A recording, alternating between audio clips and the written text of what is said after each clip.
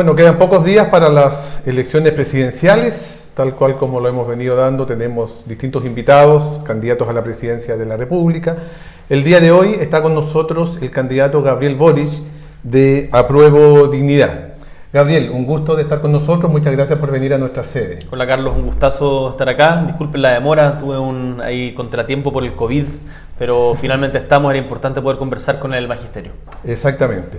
Gabriel, entremos en materia. Hace algunos meses atrás tú nos enviaste un video respecto de tu compromiso, tu decisión de resolver el tema de la deuda histórica. Una larga deuda que hace muchos años, ¿cierto?, el magisterio espera. Cuando seas presidente de la República, ¿cómo y cuándo se llevaría a cabo este pago o esta reparación de la deuda histórica? Bueno, en primer lugar, nosotros hemos conversado con muchísimos profesores y profesoras jubilados. Pienso en la organización en Magallanes, con quien me ha tocado relacionarme por producto de mi trabajo de diputado.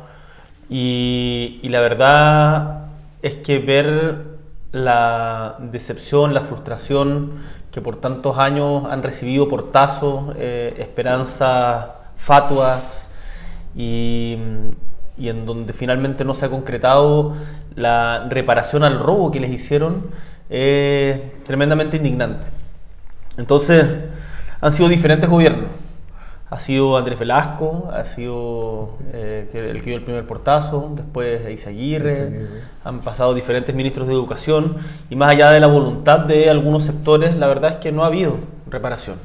Nosotros tenemos un compromiso explícito con los profesores para poder reparar el reconocimiento y la reparación de la deuda en los términos en los que se hizo la ley de incentivo al retiro y queremos conversarlo con ustedes. Hemos tenido varias conversaciones, ya tú sabes que sí. Nos hemos juntado tanto con el colegio como con el gremio de profesores jubilados y lo vamos a hacer partiendo por los de mayor edad porque no queremos que se sigan yendo sin que exista reparación.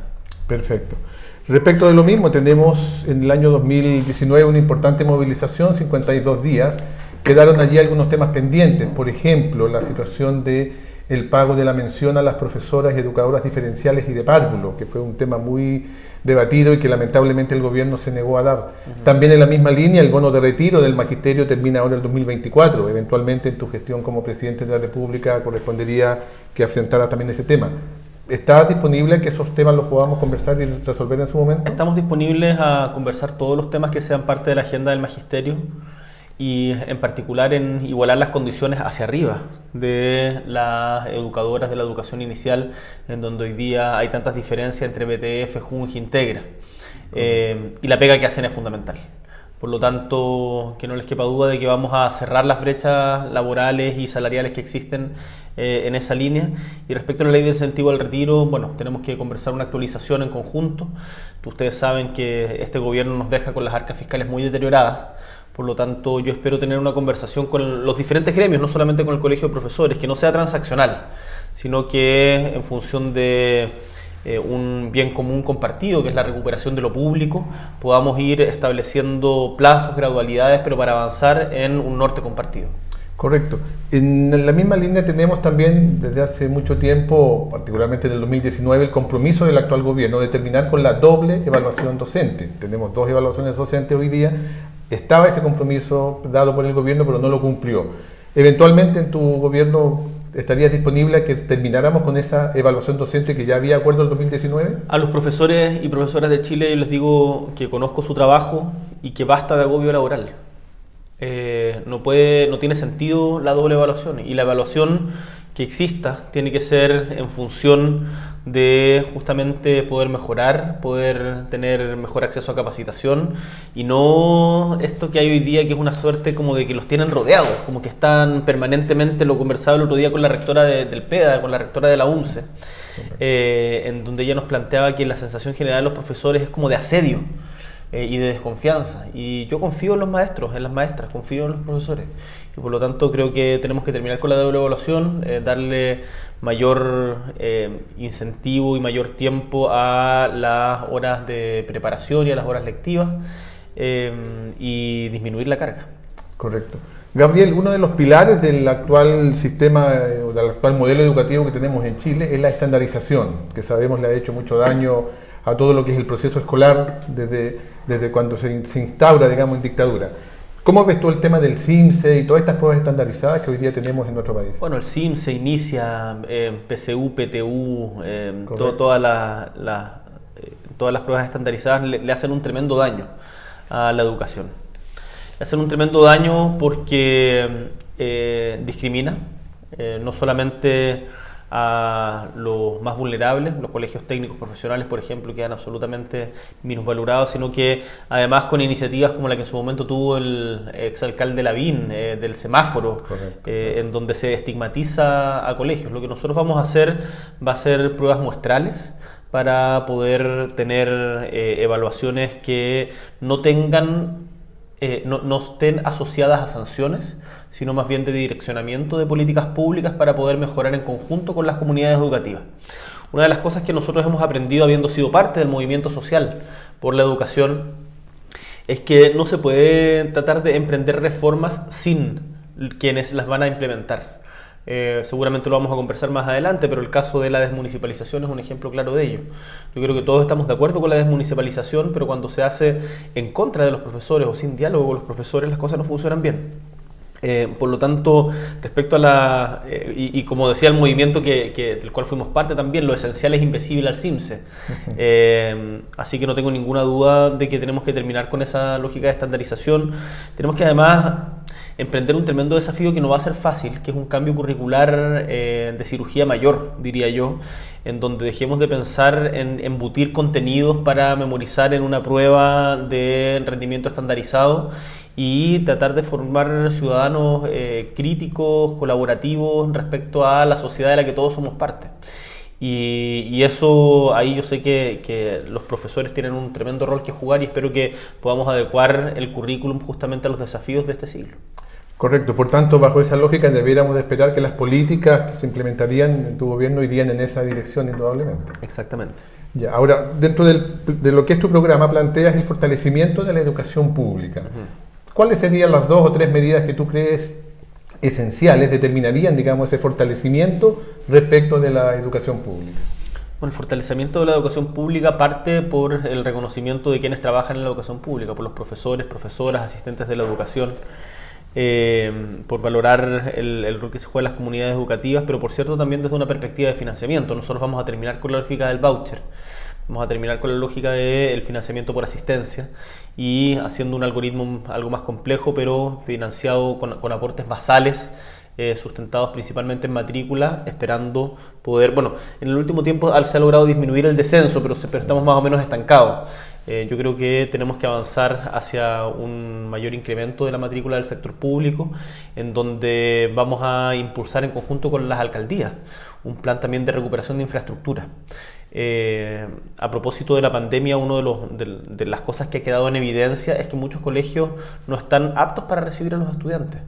Y eso lo hemos visto en colegios en Lo Espejo y lo hemos visto en colegios en Vallenar, en Punta Arenas y en Quinta Normal. Bueno, en Quinta Normal hubo una polémica también al respecto, lo conversamos con Karina Delfino en su momento.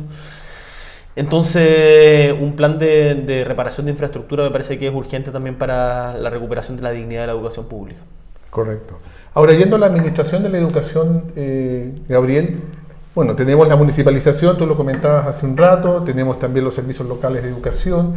¿Cuál es tu postura respecto de estos servicios locales y quién debe de administrar, a tu juicio, la educación pública en nuestro país? Mira, nosotros fuimos críticos de la reforma que se impulsó durante el segundo gobierno de la presidenta Bachelet, sin perjuicio de que estamos de acuerdo con la desmunicipalización como principio y que ha sido una de las luchas desde el momento en que la dictadura instaló este sistema que reproduce las desigualdades de origen o territoriales que son tan marcadas a lo largo y ancho de Chile. Por lo tanto, nosotros estamos de acuerdo con que vuelva la educación al Estado desde una perspectiva descentralizada. Sin embargo, hemos visto cómo el proceso de implementación de algunos SLEP, algunos servicios locales de educación pública, el caso de Barrancas es quizás el más emblemático, pero no es el único. Gabriela Mistral también, lo hemos visto también en el norte del país. Han habido serias deficiencias y incertidumbre, no solamente incertidumbre laboral, sino serias deficiencias en la implementación del nuevo sistema. Y por lo tanto, lo que nosotros le hemos planteado a los profesores y a los asistentes de la educación y también a los trabajadores de la administración es de que nos parece razonable darnos un tiempo para poder evaluar la puesta en marcha de la reforma. Así lo hemos conversado también con algunos integrantes del Consejo Evaluador de la misma, Cristian Beley, por ejemplo, y no hacer las cosas a tontas y a locas. Revisar qué es lo que se ha hecho mal, qué es lo que se ha hecho bien, cómo podemos mejorar, no echar pie atrás en la desmunicipalización. En esto quiero ser muy claro, yo creo que tenemos que avanzar hacia desmunicipalizar, pero hacerlo bien conversando con las partes involucradas. Correcto.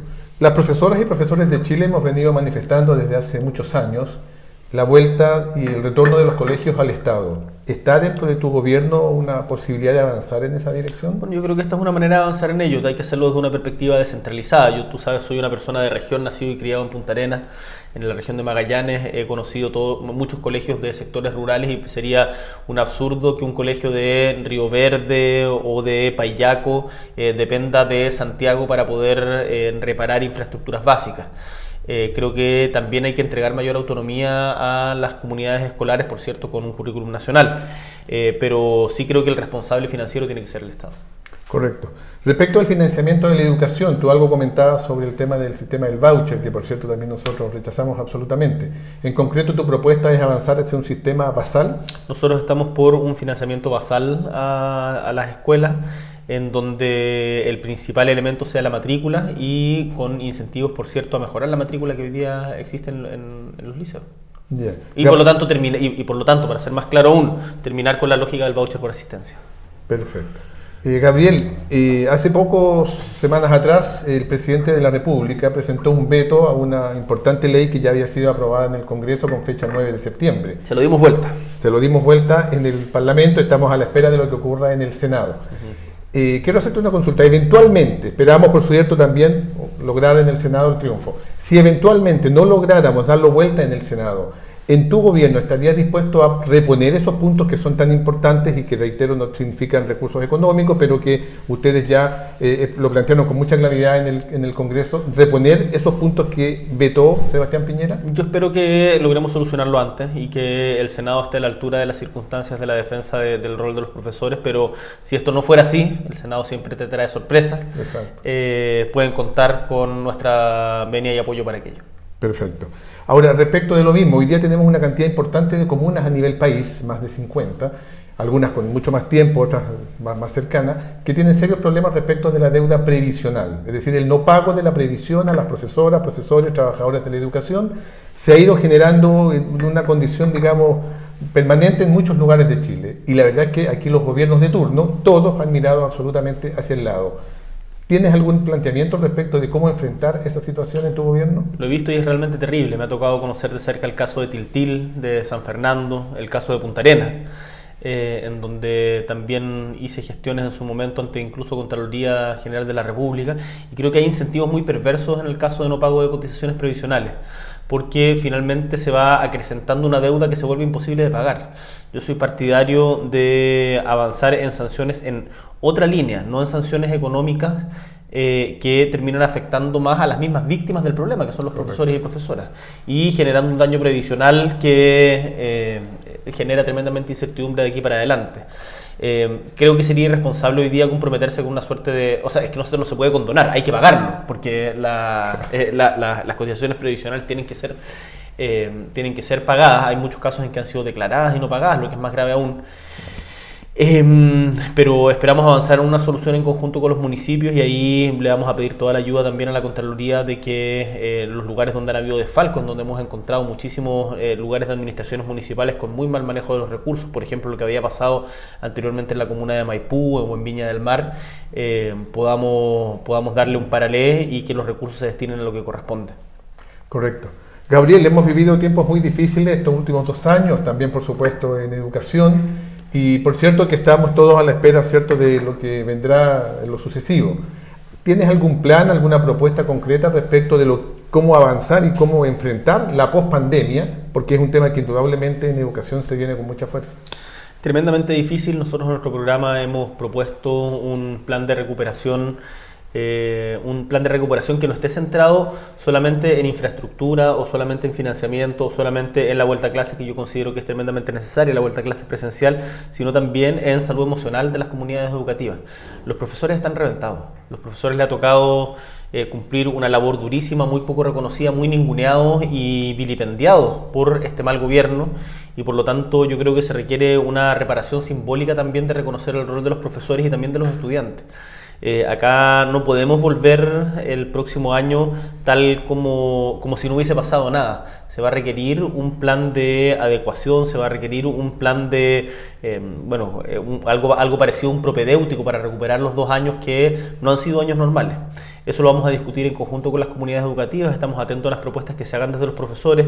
Yo en esto quiero ser muy sincero, creo que los colegios tienen que ser los últimos en cerrar y los primeros en abrirse. Nosotros vamos a hacer un gobierno que genere todas las condiciones para que ello sea posible, y no un gobierno que ponga trabas o que esté peleando con el magisterio por la prensa, sino que lo que nos interesa es colaborar y trabajar en conjunto con ustedes. Correcto, en esa misma línea, a nosotros nos preocupa mucho también el tema de la deserción escolar y de muchos de nuestros estudiantes que no han vuelto, entre otras cosas porque hemos tenido un gobierno que ha sido incapaz de entregar conectividad a nuestros estudiantes. ¿Cómo enfrentar el tema de la deserción de muchos estudiantes que hoy día tenemos? El caso de la deserción es brutal porque muchas veces está asociado a, puede ser trabajo infantil, por un lado, también está asociado a delincuencia temprana, y es muy difícil recuperarlo posteriormente. Ahí hay que hacer planes integrales que van más allá solamente de la educación, hay que hacerlo en conjunto con salud, hay que hacerlo en conjunto con deporte. Cuando el Estado retrocede, avanzan otras cosas, por ejemplo el narcotráfico. Y ahí me parece tremendamente importante el rol que jueguen las comunidades educativas, que son donde quizás más confianza se generan, para poder ir en busca de aquellos niños, niñas, jóvenes, adolescentes que han desertado temporalmente del sistema y poder traerlos de vuelta. Ahí me gustaría además referirme a otro punto que es tremendamente importante, que es la educación para adultos. La educación para mayores de 18 años. Es un tema que está súper invisibilizado, pero si mal no recuerdo son cerca de 800.000 personas. Sí. Son cerca de 800.000 personas que reciben educación para adultos con condiciones de financiamiento tremendamente precarias, sin ningún tipo de seguimiento o muy poco apoyo ministerial. Y ahí nos interesa también poner ojo porque esa gente merece oportunidades. Si acá el discurso de la meritocracia ha sido una gran mentira. El mérito está asociado a la cuna hoy día en Chile. Y por lo tanto, si nosotros somos capaces de entregarle oportunidades a través de todo el ciclo vital a gente que quiere estudiar, que quiere ponerse al día, que quiere progresar, tiene que tener las condiciones para ello en el Estado, y ahí la educación para adultos va a ser también una prioridad. Correcto, justamente lo tenía pensado. Estamos conectados, no lo sabía, de verdad. Bien. Pero en la misma línea también, junto con la educación de adultos, quería preguntarte por la educación carcelaria y por la educación también en los hospitales, que es otro tema que ha sido muy descuidado por el actual gobierno. Sí, tuve la oportunidad de conocer a una profesora de educación hospitalaria de niños con cáncer. Y claro, está absolutamente dejado de lado y depende más bien, o en muchos casos depende incluso de la caridad, más que de una política pública consistente en el tiempo. ¿Para qué ser la educación carcelaria? La educación carcelaria está también tremendamente dejada de lado, y recordemos de que el estar preso no puede significar una doble condena. A uno se le condena por el delito que cometió y por cierto tiene que responder ante ello, pero no pierde todos sus derechos. Hoy día, por ejemplo, la Corte Suprema acaba de sacar una resolución en que obliga al CERVEL a que los presos que no han sido condenados por pena aflictiva puedan ejercer su derecho a voto, que hasta el día de hoy se les niega. Entonces tenemos que mejorar la situación de las cárceles, tanto desde el punto de vista de la educación como desde el punto de vista también del reconocimiento de derechos que tienen, porque siguen siendo personas. Exactamente. Gabriel, ¿cuáles serían las 3 principales propuestas que tú tienes pensado implementar cuando se llega a la primera magistratura como presidente en educación en general? ¿Cuáles son, crees tú, las prioridades hoy día que hay que enfrentar de inmediato? Mira, en materia educacional yo creo que el proceso de recuperación post-pandemia va a ser tremendamente importante, y ahí va a ser necesario lo que conversábamos antes de un plan de recuperación de infraestructura y un plan de educación emocional y salud mental para las comunidades educativas, profesores, profesoras y estudiantes. Creo que si no nos hacemos cargo de eso vamos a partir lesionados de aquí para adelante.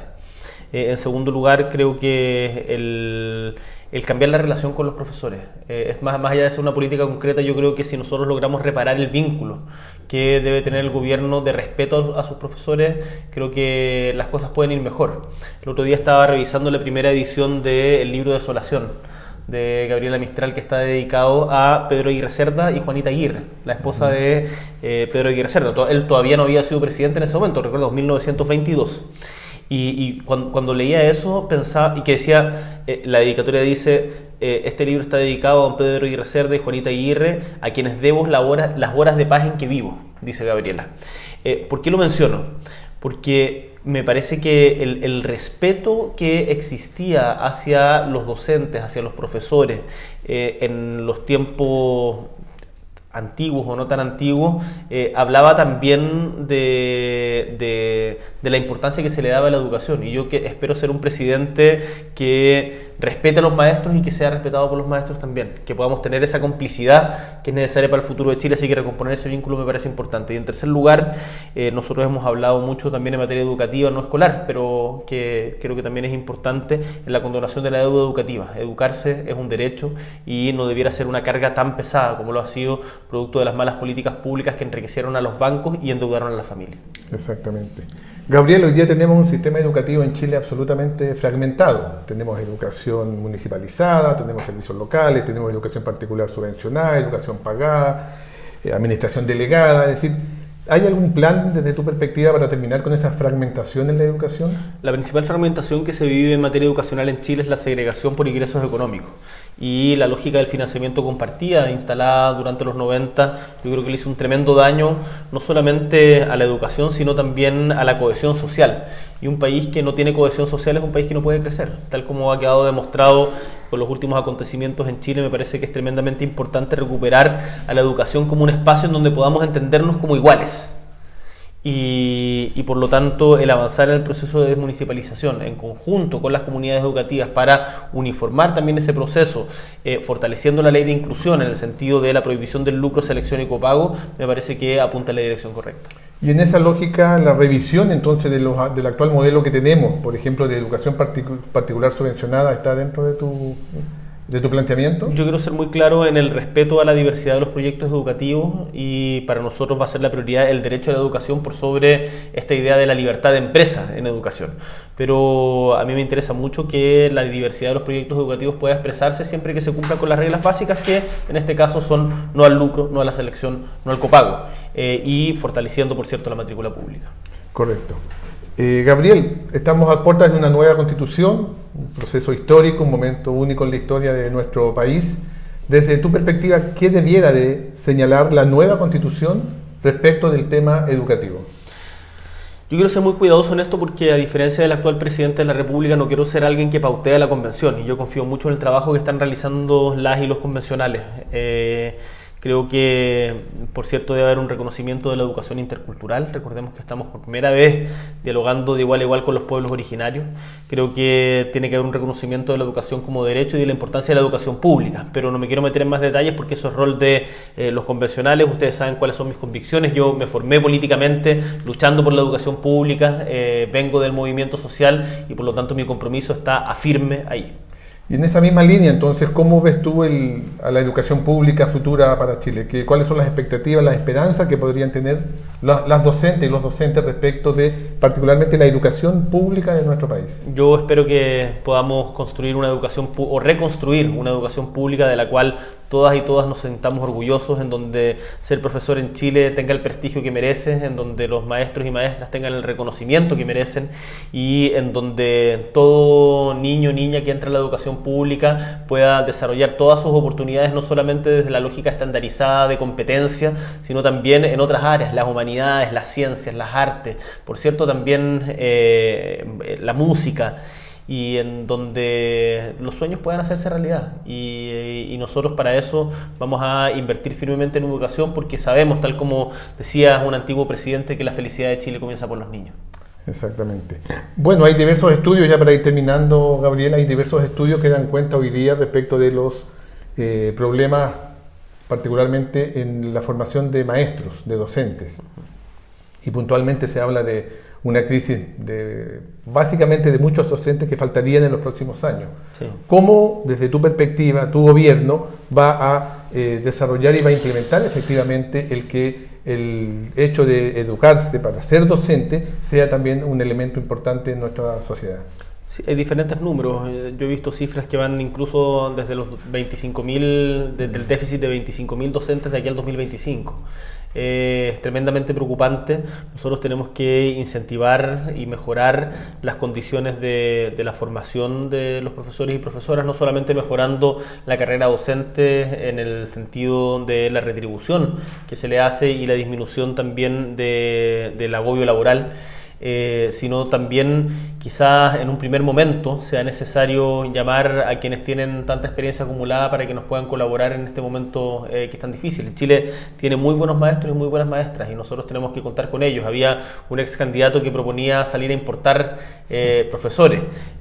Yo me pregunto con qué cara, si como los tratan, en particular como este gobierno los ha tratado, ¿quién querría venir? Desde ese punto de vista, pero acá lo podemos hacer mejor. Tenemos que fomentar y mejorar las condiciones de formación docente y estimularlo también a todo niño o niña que quiera ser profesor, estimularlo completamente desde un principio. Hoy día es más bien desincentivado porque le dicen es mucha pega, es muy sacrificado, bajo sueldo.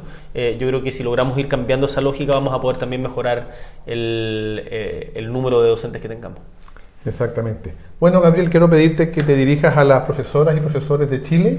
Ahí están, escuchándote, y que les envíes un mensaje en tu último minuto, digamos, de programa. Queridos profesores y profesoras, todos nosotros hemos pasado alguna vez por ustedes.